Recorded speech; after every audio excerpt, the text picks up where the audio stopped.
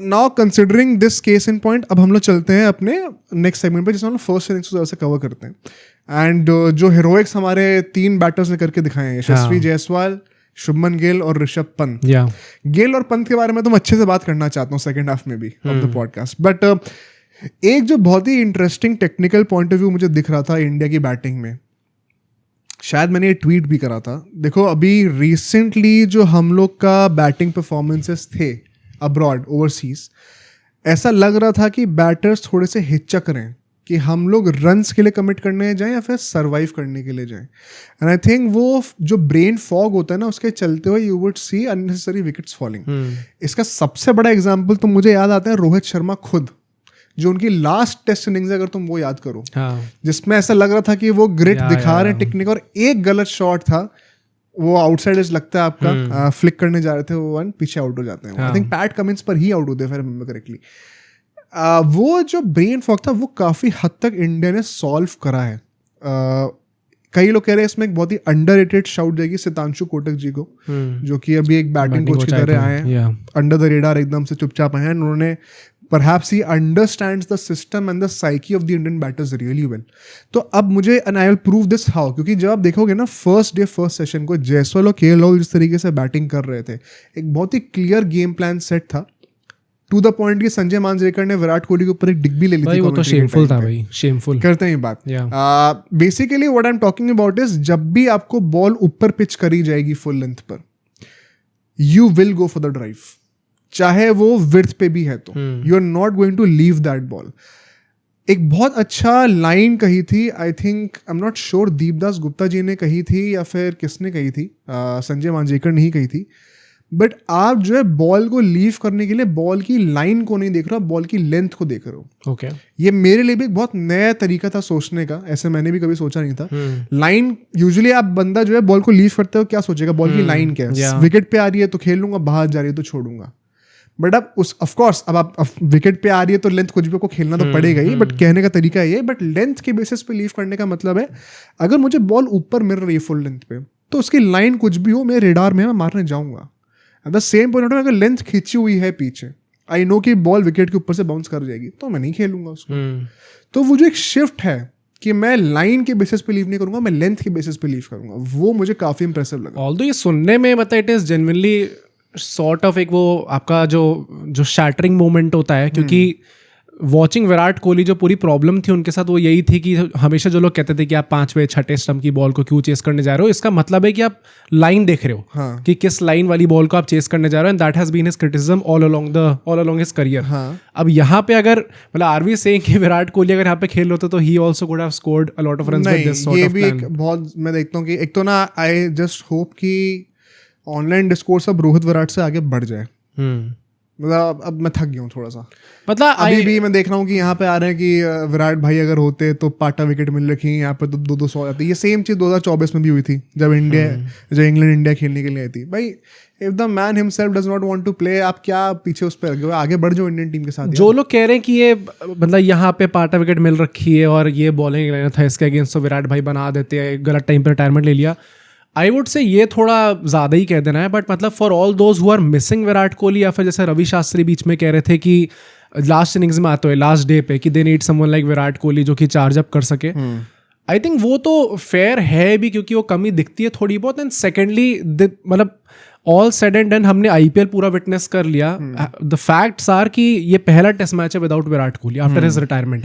ऐसा yes, almost 1 महीने पहले उनका रिटायरमेंट आ चुका है, तो कायदे से the world should be moving on, but ये पहला टेस्ट मैच है when we will not see Virat Kohli coming out in whites at that number 4 position with the MRF bat.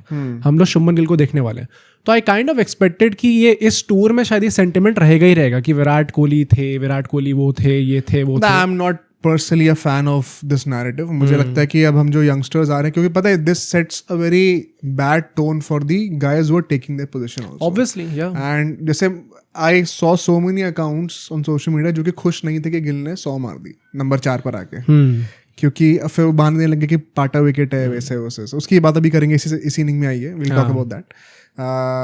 उस नैरेटिव को मैं ज़रा एक्सपोज करना चाहता हूँ। बट मुझे लगता है जिस तरीके से, coming back to the topic, जो हम लोग लेंथ के बेसिस पे लीव करने की बात कर रहे थे, इसके पीछे क्या ड्रॉबैक होता है, ड्रॉबैक क्या होता है, सॉरी प्री कंडीशन क्या होती है कि जब भी आप लाइन पर कमिट कर रहे हो एंड सिर्फ लेंथ के बेसिस पे जज कर रहे हो, आप फुल लेंथ बॉल को मारने जाओगे, ये ना एक बहुत बड़ा मुझे लगता है जिन लोगों ने क्रिकेट खेला नहीं है हाई लेवल पे लेकिन बहुत क्लोजली फॉलो करते हैं, उनके दिमाग में एक परसेप्शन होता है, शायद तुमने भी सुना होगा, कि बॉल को टाइम करना बहुत जरूरी होता है, तेज मारने की जरूरत नहीं होती। हाँ मतलब सुना है काफी, सुना है ना काफी, एक बहुत पॉपुलर एक वो होती है कि yeah. पावर पे फोकस नहीं करना होता है, टाइमिंग बहुत होती है। आप जब भी एक एलीट लेवल पर खेलोगे ना, आपके जो ड्रिल्स होते हैं 1-on-1 कोच के साथ, बैटिंग कोच के साथ, जो आपको अंडर आर्म बॉलिंग करके ड्राइव मारना सिखाता है, सबसे पहली बात आपको ये बोली जाती है बकवास होती है। अच्छा, जब ड्राइव मारने जाओगे ना, दम से मारने जानी होती है। Timing of course is the most important thing, because अगर आप दम से मार दोगे, आप क्रिस गेल तो नहीं एज भी लग सकता है यार, एज लग रहा है, बॉटम लग रहा है तो भी छक्का हो जाएगा, वो हर किसी के पास नहीं होता है। बट जब आपकी ग्रूविंग हो रही होती है ना एज अ बैटर, आपको बोलते हैं आपका जो वेट ट्रांसफर होता है फॉरवर्ड, उसके पीछे का पूरा पर्पस ही वही है कि आपका बॉडी का वेट जितना आगे जाएगा उतना दम लगेगा शॉट के अंदर। And that is exactly what I saw with KL Rahul and Jaiswal. जिस तरीके से वो बाहर की बॉलों पर भी दम से ड्राइव मारने जा रहे थे, दैट मेंट कि अगर मेरा एज भी लगेगा ना तो वो स्लिप कॉर्डन के ऊपर से जाएगी बॉल। एंड इंटरेस्टिंगली उस टाइम पे, because Stokes is also aggressive captain, वो अग्रेसिव फील्ड सेटअप लगाते हैं, कोई थर्ड मैन नहीं था, तो इंडिया ने काफी ब्रिस्क पेस पे ड्राइव मार के जो कत्तियां भी लग रही थी वो भी चौके जा रहे थे, टू द पॉइंट कि फिर कमेंटेटर्स ही पूछने लग गए थे कि क्या स्टोक्स को अब एक गली या फिर एक स्लिप हटाकर वो एक थर्ड मैन लगा देना चाहिए। तो it was kind of hurting England also till the point फिर केएल राहुल आउट हो जाते हैं।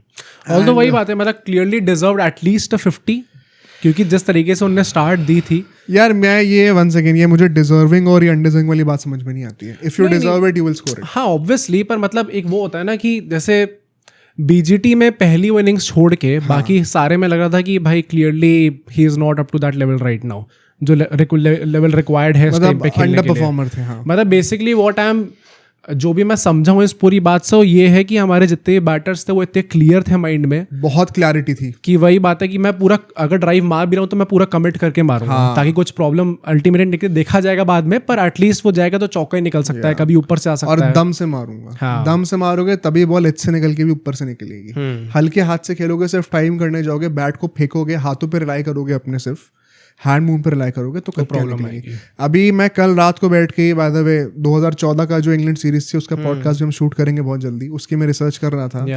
एंड विराट कोहली ने अपनी बैटिंग के बारे में भी चीज कही थी उस टाइम पे, so further validates what I am saying right now.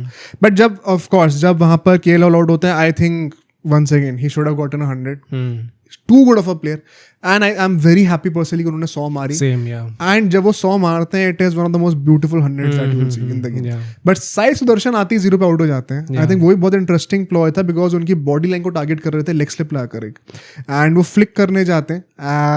Unlucky थे, मैं कहूँगा कि ज़्यादा कुछ जज आप कर नहीं सकते वहाँ पे, बहुत ही शॉर्ट डिसमिसल था। हैरी ब्रूक जिस तरीके से 4th इनिंग्स में आउट हुए थे, तो वोंट से मच, बट उसके बाद शुभमन गिल और जायसवाल बैटिंग करने के लिए आते हैं। एंड जिस तरीके से इन लोगों ने बैटिंग करी है, बाय द वे जब वो केएल राहुल और जायसवाल अच्छी ड्राइव्स मार रहे थे, तब वो मांजरे का कट दिखाया था on Virat Kohli, we know a guy who was retired who would have nicked this ball, ऐसे करके। आई डोंट नो क्या उनका मतलब है इस चीज से, और मतलब आई थिंक वो भाई इतने बड़े ओहदे वाले एक आदमी, एक पर्सनालिटी है, जिनके ओपिनियंस इतने लोग सुनते हैं, जिनको इतना ज़्यादा बड़ा अपॉर्चुनिटी मिली है कि वो जाके ब्रॉडकास्टिंग में इन्वॉल्व है एज एन एक्स प्लेयर। तो ये क्लाउड, मतलब भाई I would call this cloud chasing. मतलब एक समय तक ये चीज़ समझ में आती है, बट इट सीम्स लाइक कि जेन्युइनली वो जान के चीज़ें बोलने का ट्राई करते हैं ताकि just to rile up the fans and उनको एंगेजमेंट मिले, या फिर बात वही है ना कि if he is doing it in a friendly banter way, तो क्या हम लोग को इतना सीरियसली लेनी चाहिए ये चीज़? आई थिंक एक हद तक वो चीज़ समझ में आती है। अब लोग कहेंगे कि जो उन्होंने बोला था कि विराट कोहली के लेवल पे आपको रोहित शर्मा को नहीं रखना चाहिए, रोहित शर्मा को तो बहुत तोड़ा है उन्होंने, वही ना। तो अब कुछ लोग कहेंगे अरे ठीक है चलता है, वो भी तो मुंबई के ही खिलाड़ी हैं, उनमें आपस में भाईचारा, उनकी आपस में अंडरस्टैंडिंग है, एक लेवल तक समझ में आता है। बट जब ज़बरदस्ती में आप हर चीज़ में घुसाने का ट्राई कर रहे हो, कुछ ना कुछ करके नीचा दिखा रहे हो दूसरे को, क्लाउड चेजिंग ही कहूँगा भाई मैं इस चीज़ को। आई डोंट थिंक सो कि और कुछ कहा जा सकता है इसको। मतलब हाँ, I get why some people will feel offended about this, क्योंकि वो बहुत ही मतलब आउट ऑफ प्लेस लग रहा था वो स्टेटमेंट जब एकदम से आया था। मैं उस टाइम पे वो देख रहा था मैच, एकदम कमेंट्री चिल्लाकर पूरी सुनाकर। बट अल्टीमेटली जब गिल और जायसवाल बैटिंग करने के लिए आते हैं, जिस तरीके से इन लोगों ने डोमिनेट करा है, देखो there are two facets to it. Of course England की जो पूरी बॉलिंग थी, जो फील्ड सेटअप्स थे, वो फर्स्ट डे पे थोड़े रस्टी थे, ऑन पॉइंट तो नहीं था। But why do you think Jaiswal और गिल एक साथ इतना सक्सेसफुल थे? इसके पीछे एक टैक्टिकल रीजन भी है। मतलब मैंने एक चीज़ जो नोटिस करी थी स्पेसिफिकली इनकी पार्टनरशिप में, केएल राहुल और जायसवाल जब तक खेल रहे थे तो दोनों सॉर्ट ऑफ एक सिमिलर पेस से खेल रहे थे। एंड जब गिल खेलने आते हैं, पहली बात तो गिल ने स्टार्टिंग ही बहुत तेज करी थी, अपनी 50 भी वो काफ़ी फास्ट पहुंच गए थे। एंड उसके साथ ही साथ तो आती जो सीधे स्ट्रेट ड्राइव ऑन ड्राइव हाँ, मतलब जनरली वो कुछ ऐसी फीलिंग होती है कुछ बैट्समैन को देख के कि आज लग रहा है कि अच्छा खेलेगा, तो गिल के साथ वो लग रहा था सॉर्ट ऑफ, मतलब लगा नहीं कि इतनी डिफिकल्ट टास्क है उनके लिए यहाँ पे 100 मारना, वो एट होम लग रहे थे। पर जैसे ही जब वो गिल ने भी 50 मारी, आई काइंड ऑफ नोटिस कि जायसवाल ऑल्सो उनने भी फास्ट कर दी अपनी इनिंग्स, दैट इज वो 100 काफी जल्दी पहुंच गए थे। सो इसके पीछे जो टैक्टिकल रीजन है वो क्या है? उस टाइम पे Stokes was looking for answers and wicket क्योंकि मिल नहीं रहे थे एंड बहुत ही हाई रेट पर रन आ रहे थे। तो ऐसे में क्या होता है ना, he doubled down on the bouncer approach, जो कि 2014 में हमने लॉर्ड्स में करा था, या फिर जब प्रसिद्ध कृष्णा बॉलिंग कर रहे थे पहली इनिंग में तो हमने ट्राई करा था उनके साथ, जब हैरी ब्रूक 99 पे आउट हो गए थे। ऐसे में क्या होता है, अब फॉर दैट टू वर्क, एक तो बॉलर्स एग्जॉस्ट बहुत जल्दी होंगे, हर बॉल दम से कब तक डालेंगे फास्ट बॉलर्स। दूसरी बात ये कि शुभमन गिल का जितना ऑफकोर्स हमने देखा है, जितना मैंने उनके बारे में before he started playing professionally पढ़ा भी है ना, तो उनको बाउंसर्स के बारे में तो बचपन से बहुत ट्रेन करा जा रहा है। अब सोचो अगर एक क्लिप इतनी बढ़िया थी तो पूरा का पूरा पॉडकास्ट कितना बढ़िया होगा। तो अगर आपको इसी क्लिप का पूरा पॉडकास्ट देखना है तो यहाँ पे क्लिक करिए, और अगर आपको ऐसे ही और क्लिप्स बिंज वॉच करनी है तो यहाँ पे क्लिक करिए।